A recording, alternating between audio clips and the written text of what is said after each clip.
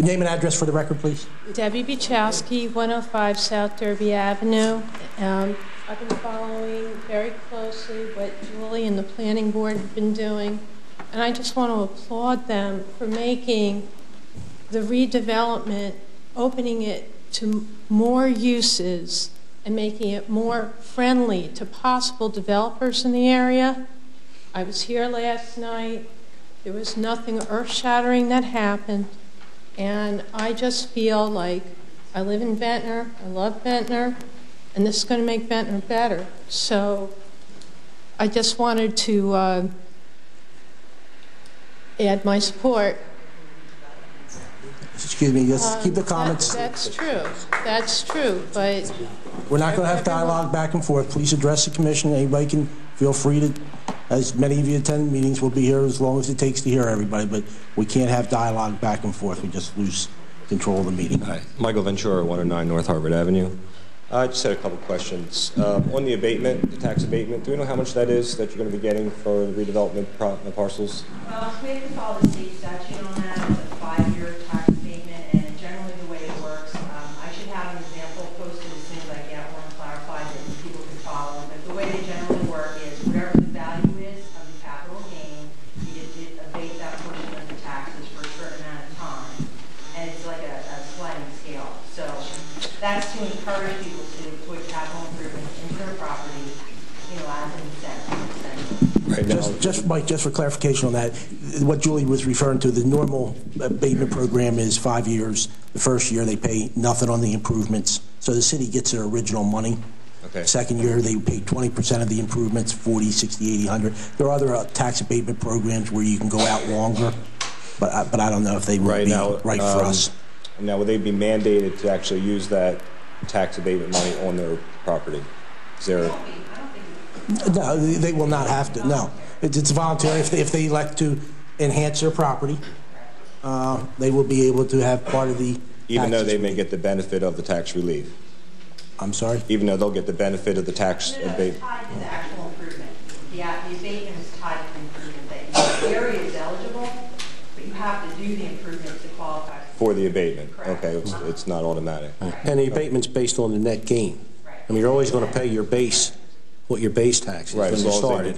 It's only on the capital improvement. And again, for clarification, the base tax, which is the ad valorem tax, will not go away. So right. There's a property that pays $30,000 in taxes currently.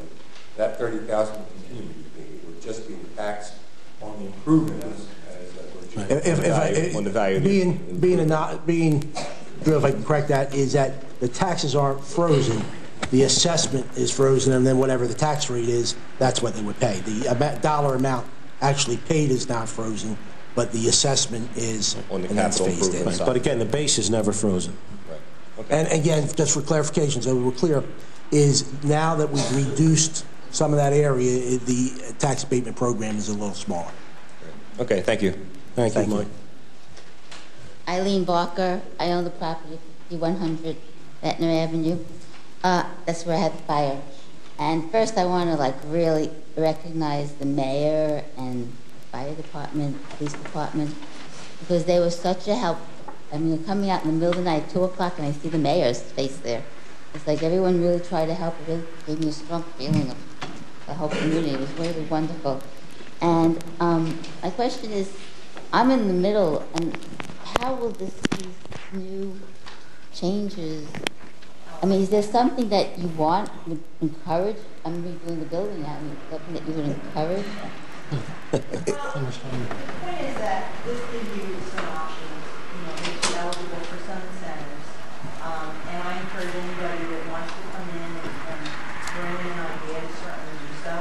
Certainly we want to have, basically the goal here is to make the situation better than it is. So if a property has no parking, if there's a way to create some parking, that relieves some of the stress on the neighborhood. If that area has a lot of units and you voluntarily give up some units for some other trade-offs, that benefits the area. We're basically trying to just make it better than it is now because we're working in an area that's already developed. So it's difficult to change it significantly unless you're going to do a big project. So we're offering incentives.